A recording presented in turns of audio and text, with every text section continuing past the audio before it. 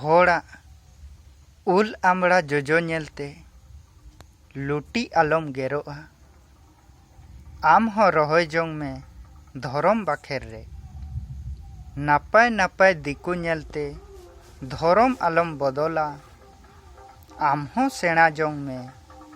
धरम दाड़े दो जाति मेना सावता मेना धरम होता मेना दो पाछे बाचम बाडाय धरम दुलड़ गे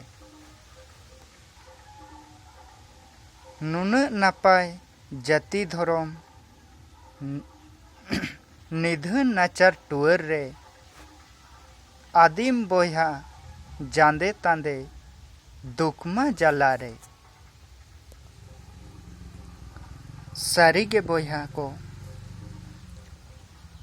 अबो जाति धरम सावता दो अडी दुख जला रे मेना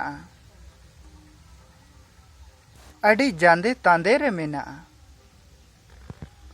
होड़ बोन हानते नाते चाबा आकना होड़ बोन इटंग झाड़ांग चाबा आकना होड़ मा जुमिद गे बनुक बोना ओनाते जाति सावता ताबोन दो जांदे तांदे रे मेना पाराब लेकान दिन रेहों धरम कमी बगी कते नाल्हा कमी रेबोन ताहेन कना ओनाते लुगु बाबाय मेन अकाय जे कमी कमी तेम हाड़ाम चाबा जोम जोम तेम जोम चाबाय एन रेहों बाम साटा जोमा नुआ लगी जेते बड़े साव सावते धरम कमी बाम कमिया ओनाते जाति धरम सावता दो ढिलव चाबा कना आर छीन छतुर चाबा कना रिला माला सुसर सावता जाति धरम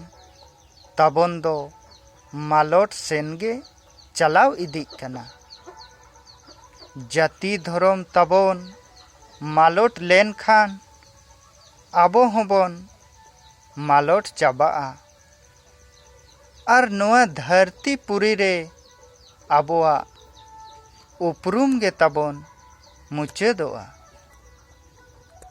ओनारी मेना आबो मा धरम कमी रे होड़गे बाबन जोटा आर जोतो होड़ा मने जीवी गे बांग पोटा आबो मा हांडी परवा न्यू तेगे बाबन साटा ओना तेगे आदिम बोया मा